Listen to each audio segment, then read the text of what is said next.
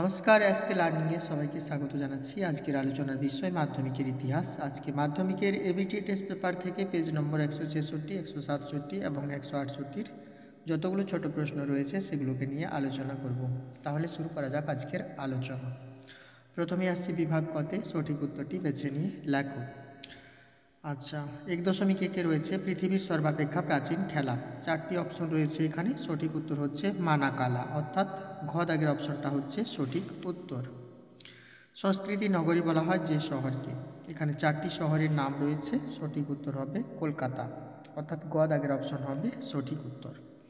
ভারতের ব্যাকরণ নামে খ্যাত 4 জনের নাম রয়েছে এখানে। 4টি অপশন রয়েছে। সঠিক অ্যান্সার হবে অক্ষয় কুমার দত্ত, অর্থাৎ ক দাগের অপশন হচ্ছে সঠিক উত্তর। বাংলা ভাষায় লেখা প্রথম ঐতিহাসিক উপন্যাস।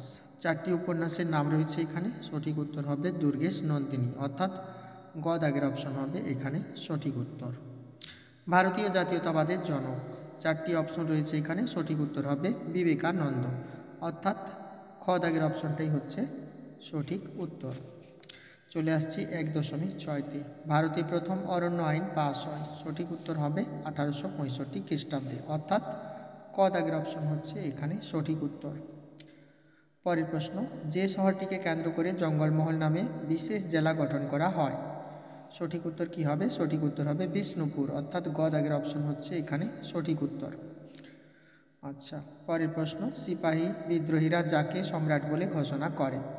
আচ্ছা, 4 জনের নাম রয়েছে এখানে। তো এটা আমরা সকলেই জানি, এটা হচ্ছে দ্বিতীয় বাহাদুর শাহকে। হজরত মহল সিপাহী বিদ্রোহের নেতৃত্ব দেন। 4টি অপশন রয়েছে এখানে। 4টি জায়গার নাম রয়েছে। সঠিক উত্তর হবে অযোধ্যায়, অর্থাৎ ক দাগের অপশনটাই হবে সঠিক উত্তর। ভারতের প্রথম রাজনৈতিক সংগঠন।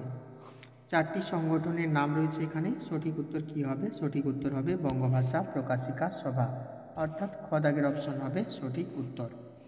পরের প্রশ্ন, বাল্য শিক্ষা গ্রন্থটির রচয়িতা।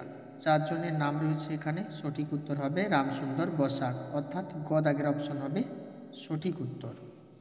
চলে আসছি পরের প্রশ্নে, কলকাতা বিজ্ঞান কলেজ প্রতিষ্ঠা করেন। 4 জনের নাম রয়েছে এখানেও। সঠিক উত্তর হবে আশুতোষ মুখোপাধ্যায়, অর্থাৎ ঘ দাগের অপশন হচ্ছে সঠিক উত্তর। পরের প্রশ্ন, শের-ই বাংলা নামে পরিচিত ছিলেন। 4 জনের নাম রয়েছে এখানে। সঠিক উত্তর হবে A.K. ফজলুল হক।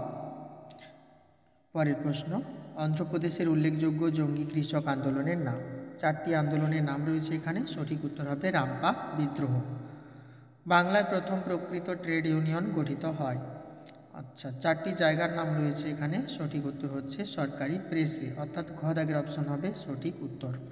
ভারতের নাইটিঙ্গেল নামে খ্যাত 4টি অপশন রয়েছে এখানে। 4 জনের নাম রয়েছে এখানে। সঠিক উত্তর হবে সরোজিনী নাইডু, অর্থাৎ খ দাগের অপশন হবে সঠিক উত্তর। খোদাই খিদমতগারে নেতৃত্ব দেন।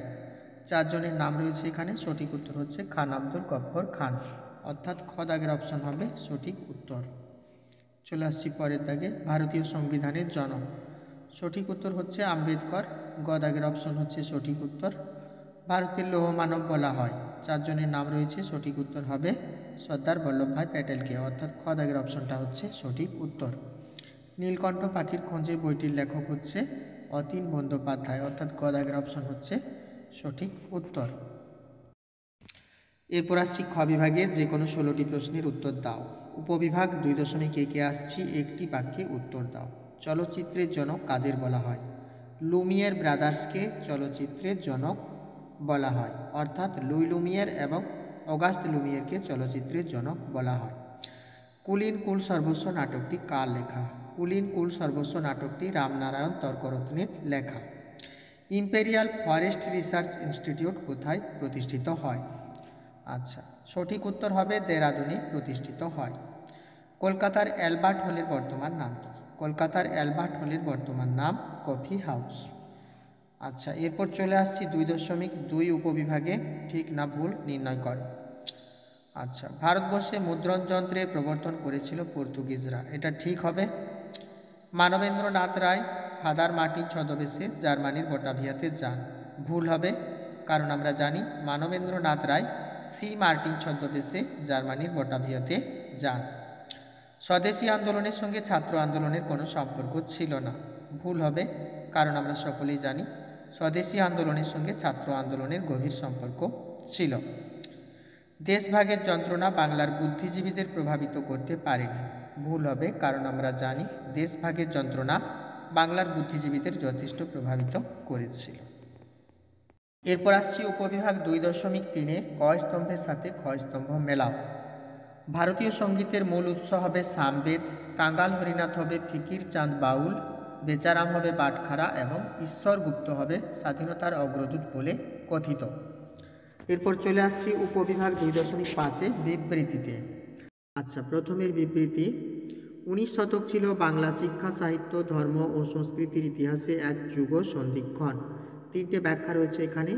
সঠিক ব্যাখ্যা কোনটা হবে? সঠিক ব্যাখ্যা হবে ব্যাখ্যা 3-এরটা, নবজাগরণ ও বাঙালিদের মনোজগতে প্রতিক্রিয়া। এটাই হচ্ছে সঠিক উত্তর। আসছি 2 নম্বর বিবৃতিতে। বাংলার শিক্ষিত মধ্যবিত্ত শ্রেণী মহাবিদ্রোহের সময় নীরব দর্শক হিসেবে ইংরেজ শাসকদের জয় কামনা করেছিল। সঠিক ব্যাখ্যা কোনটা হবে? সঠিক ব্যাখ্যা হবে ব্যাখ্যা 3-এরটা, শিক্ষিত বাঙালিরা তখনও মনে করত ব্রিটিশ শাসন ভারতের পক্ষে কল্যাণকর। আসছি 3 নম্বর বিবৃতিতে। ভারতে ব্রিটিশ শাসনের গোড়া থেকেই নিম্নবর্গের মানুষ, বিশেষত কৃষক ও শ্রমিকরা সরকারের বিরুদ্ধে সক্রিয় প্রতিরোধ গড়ে তুলেছিল। এখানেও 3টি ব্যাখ্যা রয়েছে। সঠিক ব্যাখ্যা কোনটা হবে? সঠিক ব্যাখ্যা হবে ব্যাখ্যা 1-এরটা, অর্থাৎ ভারতে কৃষক ও শ্রমিক শ্রেণী ব্রিটিশ শাসনে বেশি বঞ্চিত ও শোষিত হয়। আচ্ছা, এরপর আসছি 4 নম্বর বিবৃতিতে। ভারতের জাতীয় আন্দোলনে নারীদের যোগদান খুবই তাৎপর্যপূর্ণ ঘটনা। এখানে 3টে ব্যাখ্যা রয়েছে। 3টে ব্যাখ্যার মধ্যে সঠিক ব্যাখ্যা কোনটা হবে? সঠিক ব্যাখ্যা হবে ব্যাখ্যা 2-এরটা, অর্থাৎ ভারতে নারী শিক্ষা খুব ব্যাপক আকার ধারণ করে।